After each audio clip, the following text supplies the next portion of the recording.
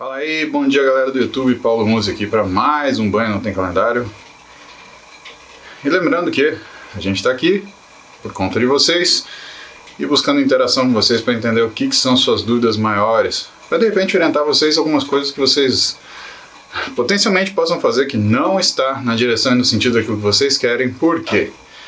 N razões, inclusive a nossa distância, eu não posso te ajudar pessoalmente. Então a gente senta aqui e durante o meu aeróbio pós-treino eu explico para vocês algumas coisas que são comuns do dia a dia, de quem treina, de quem procura cuidar do que se alimenta, ou de quem não faz nenhuma dessas duas coisas, mas gostaria de emagrecer, ganhar massa muscular, enfim, cuidar da saúde de uma forma geral e demonstrar por fora a saúde que tem por dentro.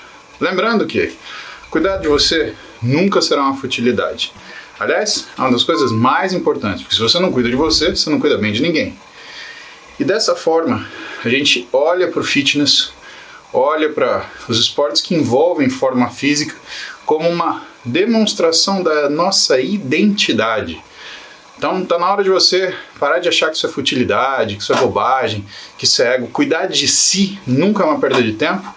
E cuidar de como você se apresenta a partir de técnicas de treinamento e alimentação, eles na verdade falam sobre quem você é, não só sobre o que você faz. Então, todo o direito de buscar a sua identidade, sempre que você quiser ajuda, pode contar comigo.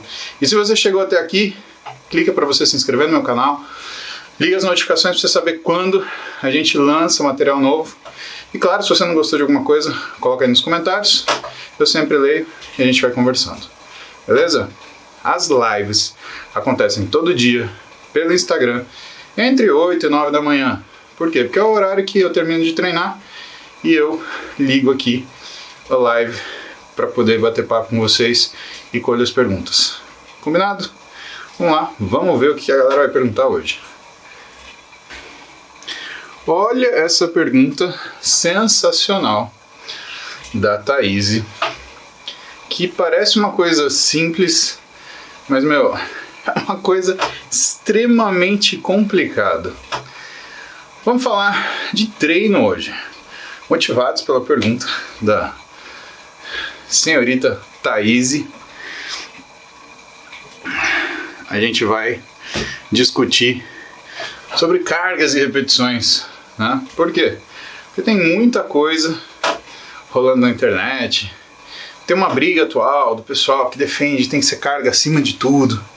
Como é que funciona isso? Como que a gente olha isso do lado da fisiologia do exercício? Como que a gente usa esses dados para orientar o que são nossas condutas? Thaís, é assim, aquilo que o corpo nota não necessariamente é o valor absoluto daquilo que você faz. Valdemar Guimarães já dizia na década de 80 que músculo não conta repetição. E ele tem toda a razão. E a partir disso, o que começou a se fazer no que era fitness, no fisiculturismo? Começou a se levar tudo até a falha. Então a gente começou cada série, cada repetição até a falha. E aí o que começou a se mostrar com o tempo? Que nem sempre você treinar tudo até a falha e para um número seleto de pessoas trazia o máximo da performance.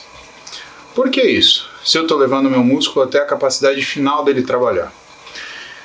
Imagine que uma melhora do seu físico, Thaís, ela é obtida através de um aumento progressivo da quantidade de exercício feito. Entenda exercício como uma coisa mais complicada do que movimento. Entenda como o que a gente chama de tempo sob tensão. Se você faz uma contração muscular e demora 1 segundo, isso tem um tempo e uma tensão. Se você faz ela com a mesma carga, mas demora 3 segundos, a tensão pode ser a mesma, mas o tempo é maior. Logo, o trabalho é maior. E isso é fácil de você verificar. Simplesmente, lembra de você fazendo um determinado exercício na academia. O que acontece quando você cansa no meio da série? Você não aumenta a velocidade de contração? Você está fazendo bíceps lá, bonitão. De repente, era para você fazer 12 repetições. Você chega na 7ª, 8, 9, 10, 11, 12, acabei. É justamente disso que o Valdemar Guimarães fala. Na época, quando ele começou a puxar todo mundo para esse lado, falar, olha, pessoal, treino para fisiculturismo, treino para desenvolvimento de massa muscular não é sinônimo de treino de força. O treino de força participa do treinamento de um culturista, mas não é o seu objetivo principal. Porque em exercício e esporte existe o que a gente chama de habilidades específicas, existe o que a gente chama de especificidade do esporte. E qual é a especificidade da pessoa que cuida da forma física? Essa é uma pergunta extremamente difícil. Por quê? Não é só força, não é só resistência, não é só endurance. É uma soma de tudo isso. Então, quem é, por exemplo, o fisiculturista? E vamos chamar de fisiculturista todo mundo que vai para uma academia para fazer musculação porque quer ficar mais musculoso. E eu peço licença para o meu amigo, meu irmão, Belmiro de Sales, que aliás tem um livro excelente sobre treinamento e que foi recorde de venda. Se você gosta de estudar sobre isso, vale a pena você ter esse livro. Porque o de Sales, ele fala que, na opinião dele, fisiculturista é o cara que tem um comprometimento esportivo com a modalidade. Ou seja, é um sujeito que é um cara experiente, que revê aquilo que é a técnica de treino, que tem um planejamento, que tem um programa ou segue uma programação de dieta. Eu até concordo com ele, né? Porque não dá para você chamar de fisiculturista o cara que come um pote de pasta de amendoim e acha que está fazendo dieta, né? Que enche a cara de final de semana e vai treinar durante a semana aquele treininho rebinha de 3 de 8, 4 de 10 e ó, pica a mula, né? Que não treina a perna.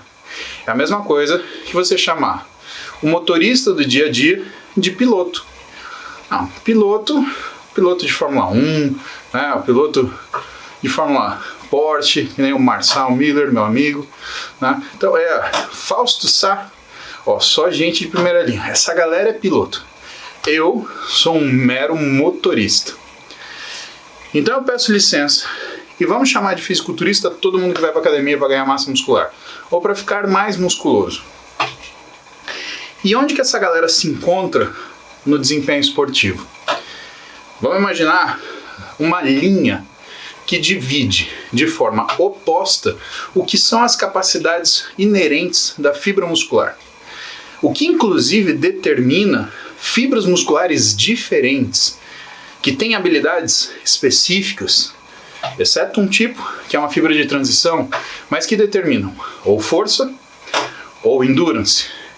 Então você tem de um lado os levantadores de peso, do outro os corredores, triatletas, maratonistas, onde esse cara é o cara que é capaz de sustentar o exercício por mais tempo. Por quê? Ele treina sua capacidade aeróbia. E esse cara, ele é capaz de sustentar as cargas com mais intensidade. Então aqui a gente tem os levantadores de peso, que nem aqueles caras que levantam peso olímpico nas Olimpíadas. Agora veja da sua experiência mesmo. Não precisa ser um grande estudioso da matéria. Se você assistiu Olimpíadas algumas vezes, você observou duas coisas distintas. Nem o levantador de peso tem o físico de fisiculturista.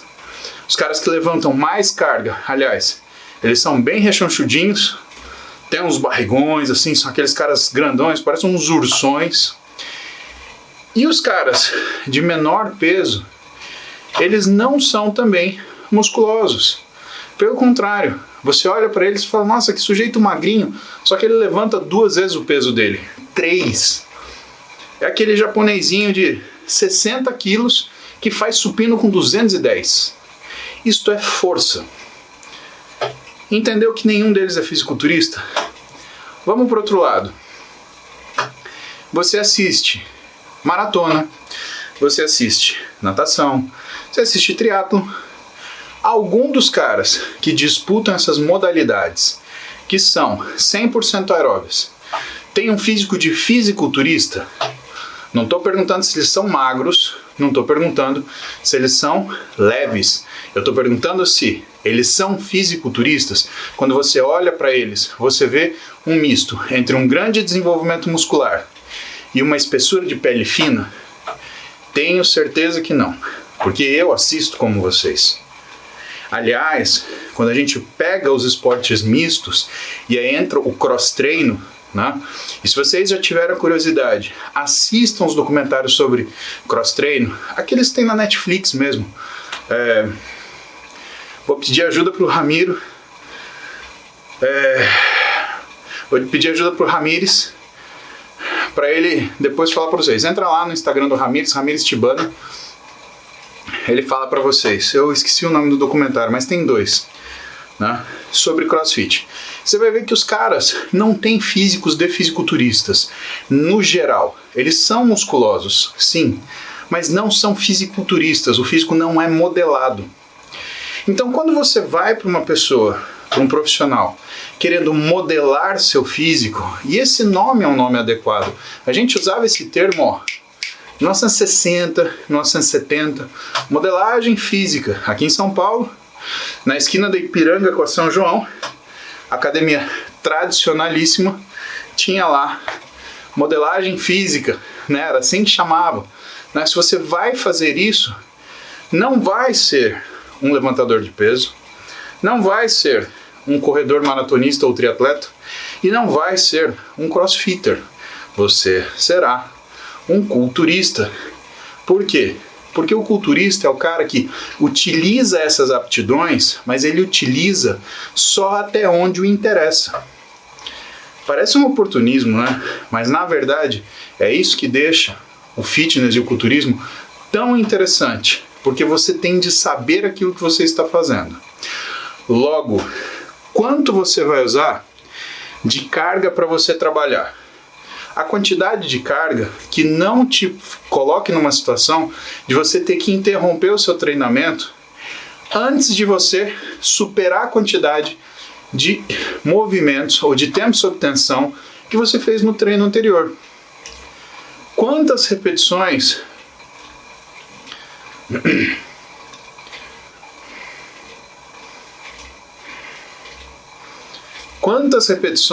você vai fazer no seu treinamento? Você vai fazer tantas repetições quantas não interferirem na quantidade de carga que você fez no treinamento anterior. Lembra, quando a gente lida com ganho de massa muscular, a gente lida com tempo sob tensão. Então, se a carga está muito alta, o tempo cai, a possibilidade de exercer trabalho cai. Se o tempo está muito alongado, a carga cai. Você não consegue treinar muito tempo em alta intensidade. E aí, Thaís, a gente chega no cerne da sua pergunta. Pouca carga e mais repetição ou carga máxima e menos repetição? Nenhum nem outro. Se você for buscar as repetições máximas, você vai trabalhar numa carga pequena. Pelo contrário, se você trabalhar a carga máxima, você vai trabalhar uma quantidade de repetições baixa. E o cálculo, ele é muito difícil. E é por isso que um treinador do lado, ele invariavelmente significa melhor desempenho. Porque o treinador está avaliando a qualidade com que você executa esse exercício. Vamos supor um problema hipotético, tá? Como que você compara 2 treinos? Primeiro, eles têm de ser absolutamente iguais. Tem que ter os mesmos exercícios, a mesma carga, o mesmo número de repetição, o mesmo intervalo. Esse treino igual, ele vai te permitir entender aonde você desenvolveu. Por quê? Porque se no segundo treino você aumentar a carga, já foi mais intenso, desde que você não diminuiu demais a repetição para isso. Mas como que você faz essa conta? Antigamente, isso foi uma prática que deixou de ser feita, fazia-se um sistema de log de peso. Então, o atleta, ou o esportista, como queira, ele fazia uma lista de todos os exercícios que ele fez naquele treino, quantas séries ele fez, e quantas repetições ele fez, e quanto tempo de intervalo ele deu. E no final ele tinha um número bruto. Vamos fazer um exemplo simples. O treino de ontem que eu fiz. Ele tinha 6 séries de panturrilha sentado, 6 séries de leg press, 6 séries de cadeira extensora e 6 séries de cadeira abdutora. E cadeira adutora. Fechar. Tanto que eu saí quando... Não posso falar isso. Saiu dor naquele lugar que fica no meio das pernas. E que não é o joelho, né? Que fica no meio da virilha.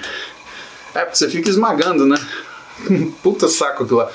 Mas enfim, perceba aqui, eu fiz panturrilha, leg extensora, adutora. Beleza? 4 exercícios. Cada um deles eu fiz 6 séries. Imagina que, se eu multiplicar os exercícios pela quantidade de peso, pela quantidade de repetição, eu vou ter um número bruto, que é uma carga levantada. E o que vai acontecer se eu colocar nisso o tempo? Eu vou ter uma noção mais ou menos de potência, porque eu tenho uma carga levantada num determinado tempo. Então, vamos fazer uma conta rápida. Vamos pensar, leg press, 4 séries com 100 quilos.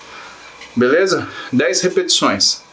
Então, cada 10 repetições com 100 quilos, eu tenho 1.000 quilos empurrados. 4 séries, 4.000 quilos. Esse é o número bruto. A gente chama isso de tonelagem.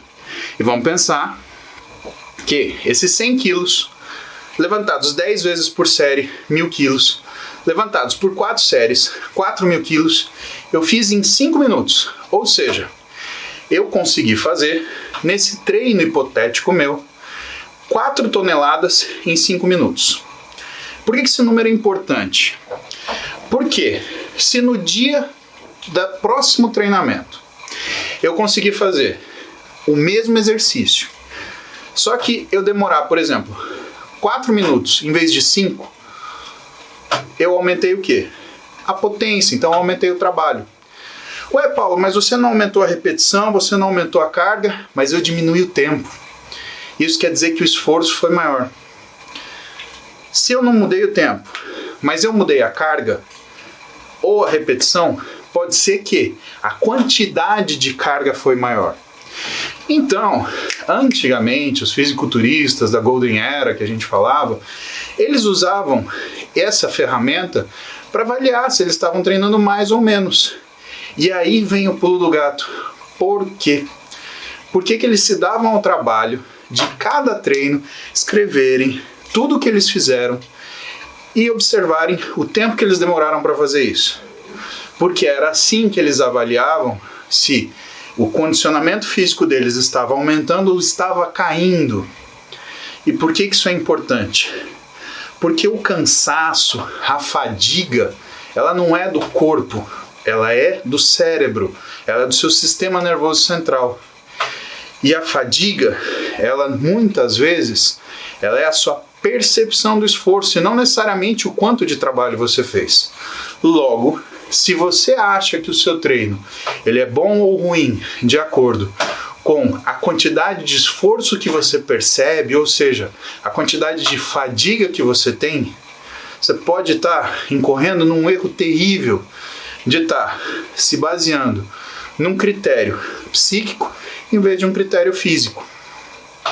Os treinadores sabem disso.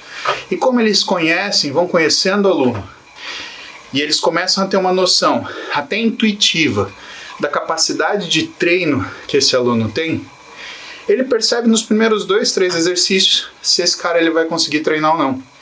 E muitas vezes, né, o Ziad Morad, o Ziad nunca me deixou desistir, né? A verdade é essa. Não, já que você está aqui porque veio. Né? Ele tinha uma frase boa, tá com medo porque veio. Né? Ele não fazia treinar até o final.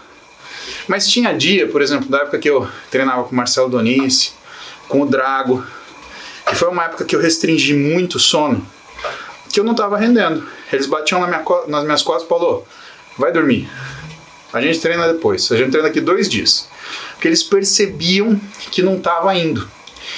Então o grande problema, Thaís, é que se você exagera para a carga, ou se você exagera para a repetição, o que você vai perceber é mais cansaço. Vou te dar um exemplo. Você está reformando a sua casa junto com o Fausto. E aí vamos supor que eu apareço em Guarapuava. E aí, não estou fazendo nada. O Fausto me liga. Pô, Paulo, estamos aqui fazendo um churrasco enquanto a gente arruma a casa, tá tudo uma bagunça. Mas porra, vem me dar uma força aqui, eu vou carregar umas coisas pesadas. Aí depois a gente emenda no churrasco e fica batendo papo. Beleza? Eu vou pra aí. E aí, a gente passa das 9 da manhã até a 1 da tarde arrumando estante de livro de vocês. Livro é uma coisa pesada, papel é pesado, né? Você já tentou pegar uma sacola, encher de livro e carregar? É um troço pesado. Pensa que o papel é feito de celulose, celulose compõe a madeira. Se você enche um saco de livro, é como se você estivesse carregando uma tora. Você nunca pensou nisso, né? Eu sei que não. Mas enfim, a gente fica das 9 da manhã até a 1 da tarde fazendo arrumação. Nós vamos estar cansados e com fome, com certeza. Mas a gente vai estar cansado, não vai? Treinamos alguma coisa? Alguém fica musculoso de ficar arrumando estante de livro? Vamos além, Thaís. Alguém fica musculoso de ser, por exemplo, trabalhador rural? Como que você percebe um trabalhador rural? Não tem trabalho mais pesado do que lida no campo. Te falo, porque eu ajudo meu pai no sítio de final de semana, e assim, eu vou te falar, meu pai aguenta muito mais pauleira no sítio do que eu. É de vacinar bicho de manhã, laçar bicho à tarde e sair para passear de cavalo à noite, ainda se tiver lua cheia, porque aí fica tudo claro, é a coisa mais linda do mundo. O homem tem uma estamina que um dia eu vou trazer ele para conversar com vocês aqui. Você já viu algum trabalhador rural que tem o físico do Arnold Schwarzenegger? Né? Ou então, um físico como você tem, por exemplo, né? Que é um físico mais elaborado. E por quê? Se essas pessoas fazem tanto trabalho? Porque aí vem uma terceira coisa que o pessoal deixa de lado, que não é aquilo que é o evidente. Porque o que é evidente, Thaís? É o quanto de trabalho você está fazendo. E eu já te falei e tentei te mostrar que não é uma coisa tão evidente assim. Ou seja, se você se deixa levar pelo que você cansa, você parece que treinou mais, mas não treinou. E o método ideal para a gente avaliar isso é fazer o log de treino e ver o quanto você treinou para saber se realmente você fez mais séries, mais repetições, mais carga, se o trabalho aumentou. Porque a progressão do físico, ela aumenta conforme esse trabalho aumenta com o tempo. Essa coisa é a capacidade de recuperação, que também é uma coisa treinável. Aliás, precisa ser treinada. Então adianta, por exemplo, uma pessoa que, ou um rapaz, começou a treinar mês passado, ele resolve fazer o meu treino, ele vai conseguir, através do meu treino atual, ficar com o meu físico nos próximos 2, 3 meses? É improvável. Por quê? Porque mesmo que ele consiga fazer, a capacidade de responder a esse treino é diferente. Vou te dar um exemplo. Vamos falar de estudo, que a cognição é mais fácil. O que aconteceu quando você passou na faculdade? Tudo ficou difícil, não é? E por que você teve essa sensação? Porque da primeira série, com a tia Cida, com a tia Cacá, lá no Cristo Rei, até o terceiro colegial, você estudou português, inglês, química, biologia, história, geografia. Eu sou da época do SPB, eu estudei o SPB, educação moral e cívica, religião. Então são coisas que você viu dos seus 7 aos seus 17 anos. Seu cérebro, ele está naquele ritmo. português, inglês, geografia, matemática, português, inglês, geografia, matemática, história, química, biologia. Tem ritmo. Um belo dia, você passa na faculdade e o caboclo vira para você, que nem virou para mim, e falou assim: anatomia. Eu nunca tinha visto aquilo na vida. São 5.000 nomes de partes do corpo que você tem que saber como. Decora. E você tem 4 meses para isso. 5.000 nomes diferentes é praticamente um idioma. Aliás, é um idioma. Imagina que você está aprendendo russo em 4 meses. É isso que é estudar anatomia. E por que é tão difícil? Porque você está acostumado a estudar coisa que você estudou há 10 anos. Então, se você sempre estudou português e você aprende uma nova regra gramatical, aquilo entra e encaixa numa coisa que você já fazia. Agora, como eu nunca tinha estudado anatomia, eu tive que criar uma área completamente diferente do conhecimento para ir preenchendo. E o que a gente compensava? Eu e todos os meus colegas de turma. A gente chegava às 7 da manhã no laboratório de anatomia e saía às 10 da noite. Porque a gente tinha 4 meses para decorar 5.000 palavras. E sabe como é que era a prova de anatomia? Eu lembro dessa música até hoje, me dá dor de estômago. Tinha uma música, essa música do Dom Juan de Marco, ela marcava o tempo que você tinha para dar o nome da peça. Então você tinha 20 mesas, cada mesa tinha um cadáver, cada cadáver tinha 2 palitinhos e colocando estrutura 1, estrutura 2. E aí você olhava e anotava. Ou seja, é uma prova de sei ou não sei, não tem meio termo. Ah, esse é o negócio que fica perto da orelha. Meu amigo, se você não souber o que é ósseo interno da tuba auditiva, se fudeu. E você tem que tirar 7 nessa merda pra passar. E você tem 4 meses pra aprender isso. Oh, o bagulho é sério. Anatomia não é fácil. A gente teve 2 colegas que desistiram na reta, na saída, na largada. Eles não terminaram a anatomia. Saíram fora, pediram arrego. E o que acontece? A gente se preparava de acordo porque era uma coisa que a gente nunca tinha estudado. Só que, por mais que parecesse caótico fazer a prova de anatomia, porque a música começava, né? Aí a música parava. Parecia a dança da cadeira. Cada um corria para uma mesa e aí anotava ali. Aí você tinha, acho que 20 segundos para anotar os 2 nomes.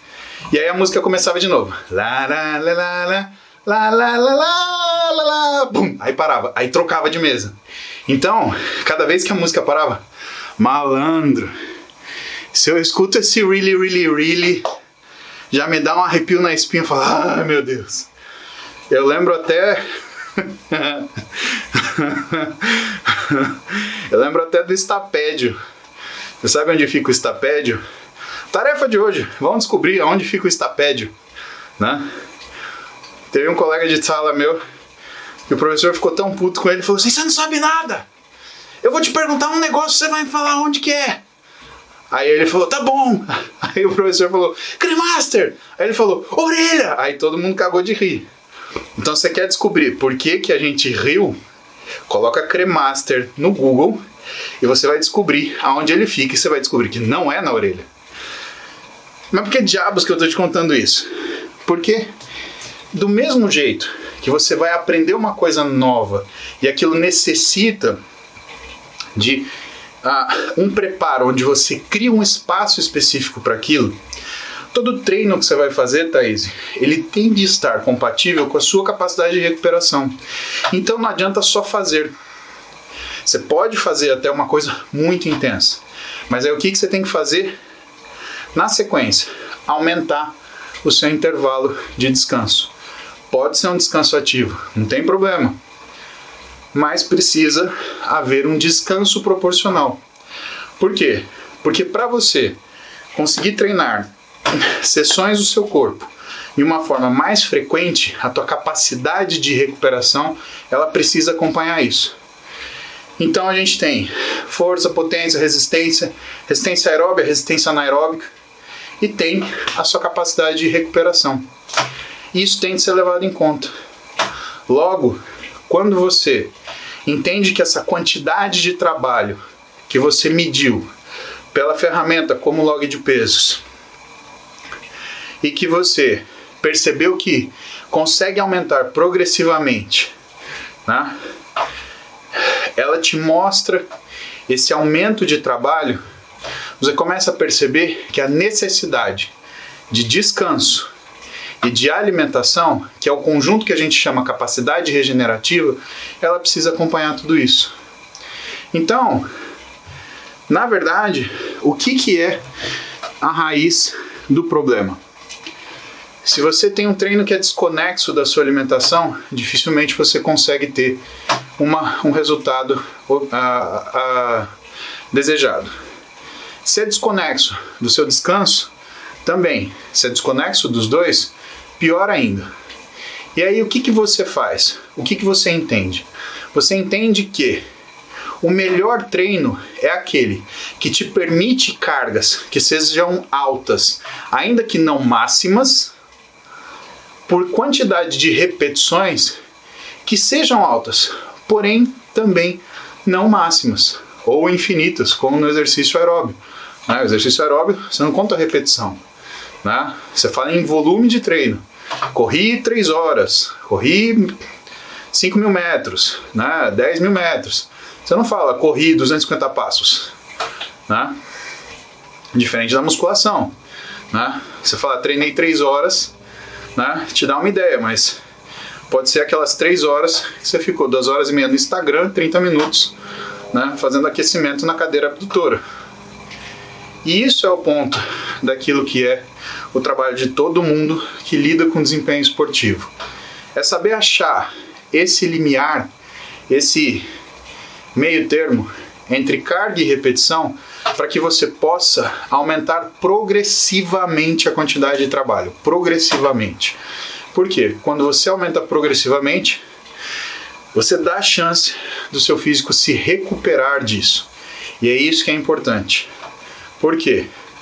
Porque o processo de formação muscular, de síntese muscular, ele acontece na fase de recuperação. O exercício é o estímulo, a alimentação é o meio e o descanso é o momento que o seu músculo está sendo feito. Se você entendeu isso, pouca coisa mais eu tenho para te ensinar. Por quê? Porque as decorrências dessa compreensão é que vão determinar a sua rotina. E quanto mais você souber isso e entender isso em relação ao que você sente, mais você vai saber o dia que não é um dia propício para você levar um treino tão longo, ou então o contrário, que é um dia que vale a pena você apertar mais o treino, um dia que é propício a você treinar mais força, um dia que é propício você treinar mais repetição, ou o contrário, hoje você vai fazer mais aeróbio, menos musculação.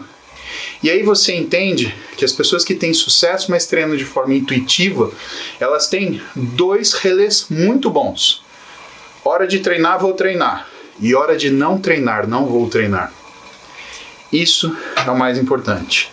As pessoas, Thaís, normalmente, elas ou não tem nenhum, porque não quer treinar, porque não gosta, né? Ou e não para, porque não treina, né? Ou elas têm somente um dos dois. A pessoa que gosta muito de treinar, ela precisa estar fazendo alguma coisa, aquele desespero. Essa é a pessoa que não consegue parar. E o outro lado é a pessoa que não consegue começar. Por isso, quando a gente atende um paciente que vai começar o exercício, a gente nunca dá mais quantidade de trabalho que a cabeça dele suporte realizar. Mas também a gente nunca dá menos do que ele precise fazer. E aí, o que a gente entende que é o treinamento para pessoas como você, eu, Fausto? Ele é um período em que você não vai usar tudo que o seu corpo pode. Você vai usar aquilo que você deve utilizar. Pensa que é como você faz a finança da sua vida. Você não pega o seu salário, sei lá, vamos supor que... Vamos falar de uma outra pessoa, vamos falar do Chiquinho, né? E o Chiquinho, ele ganha 50 mil reais por mês. Chiquinho tem uma grana, né? Ele vê um carro que custa 50 mil reais. Uma criança olha para isso e fala assim, se eu ganho 50 mil reais e aquele carro custa 50 mil reais, eu posso receber meu salário e comprar o carro, certo? Teoricamente sim, mas como é que você paga as contas do carro e as contas da casa? Ah, mas eu divido. Não, isso é outra conversa. Mas isso é o que você pode fazer e o que você deve fazer. Você deve, por exemplo, parcelar esse carro para você conseguir adquiri-lo. A forma física e a quantidade de treino é a mesma coisa, tanto que se fala parcelamento de treino. Você pode fazer um treino gigantesco, mas o que você faz? O que você deve fazer? Parcelá-lo para que você tenha a condição de executá-lo de forma perfeita. E é essa que é a ideia. Ai, complicado esse assunto. Parece uma coisa simples, né? Ah, põe o máximo de carga e manda o pau. Ou então, independente da carga que você colocar, faz quantas repetições você conseguir, né, até a sua falha, que vai dar certo. Nenhuma das duas teorias se provou ser verdadeira. O que a gente percebe? Olhando as pessoas que têm resultado. Porque é difícil falar isso, mas contra resultados não se tem argumentos. Você tem trabalho, você tem que estudar para ver por que aquilo funcionou, né? E eu estudo isso há 15 anos. O que eu posso te falar da minha experiência e da forma que eu estudo isso quando eu me deparo com um artigo científico que trata desse assunto? Eu procuro observar o que é essa relação ótima entre carga, quantidade de trabalho realizado, número de repetições e tempo de descanso. E aí só tem um jeito, né? Do ponto de vista científico, estudos observacionais. Por quê? Porque se você criar um modelo, né, então você vai pegar o cara, dar uma dieta de tantos gramas de proteína por quilograma de peso corporal, tanto de carboidrato, um treino de tanto. Você está criando tanta coisa artificial que vai fugir daquilo que é a capacidade real do sujeito. Imagina que você se propõe a fazer isso. Por que vai dar errado? Ué, porque se você pegar para fazer essa pesquisa suposta sobre ganho de massa muscular ou perda de gordura, com 5 pessoas, só que um era tenista, outro era enxadrista, outro nunca fez porra nenhuma, o outro era um fisiculturista e outro era um garotão de academia. O que você acha que vai acontecer? Uma coisa que a gente chama de carga interna, por mais que a carga externa de todos seja igual, a carga interna muda. O tenista não tem habilidade de treinar, o enxadrista musculação, o enxadrista menos ainda. Então você está comparando pessoas com capacidades completamente diferentes e aptidões completamente diferentes, fazendo uma coisa igual. Sendo que o treinamento é algo personalizado. Aliás, o treinamento é uma coisa tão personalizada que nem a mesma pessoa é igual a ela depois de 10, 12 semanas de treinamento. Ela adquiriu aquela capacidade que foi entendida que ela precisasse adquirir naquele período. Logo, você precisa oferecer outro estímulo para que aquilo continue se ajustando. Lembrando que se você faz a mesma coisa há muito tempo, em vez de você ter o ajuste, que muita gente chama de adaptação, você tem uma coisa chamada acomodação, que é a perda daquela forma induzida pelo aumento da sua capacidade de reagir àquele estímulo com menos interferência metabólica. Isso faz aquilo mais fácil. E o exercício não é sobre facilidade, é sobre empenho. O empenho da célula em resolver um problema que se chama-se tempo sob tensão. Legal isso, né? Tá até meio poético, né? Ai, ai. Caramba, Thaís, 42 minutos, hein? Era uma pergunta fácil, né? Facílima.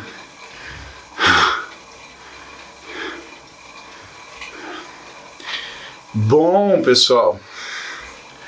Acho que sim, encerra por hoje, né? Porque eu começo um tiquinho mais tarde, mas eu preciso comer, né? Porque senão eu vou virar do avesso aqui e seguir meu dia à frente. Então, uma ótima quinta-feira para vocês. Um beijo no coração de vocês. Espero que vocês tenham aproveitado. Amanhã a gente se vê de novo, entre 8 e 9 da manhã, que é o horáriozinho do meu pós-treino, tá bom? Treininho hoje, vocês estão curiosos, dorsal, tá? Amanhã a gente se fala. Beijo pra vocês, com Deus. Uma ótima... Que dia é hoje? Quarta ou quinta, hein? Me perdi. Beijo, fui.